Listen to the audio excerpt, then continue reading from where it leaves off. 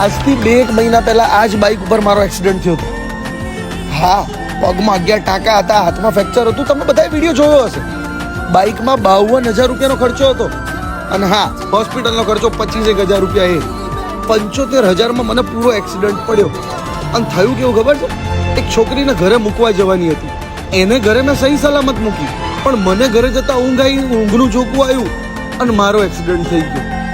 એના પછી શું કર્યું ખબર છે? છોકરીએ મારી જોડે સંબંધ તોડી નાખ્યો.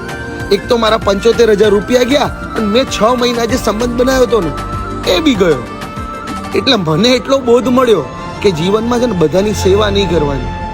સેવા કરો ને તો છેલ્લે કશું મળતું નથી આ દુનિયામાં. સ્વાર્થી છે બધા. એટલે પોતાનું કરતા રહો, કોઈનું બીજાનું ના વિચારશે. રામ રામ.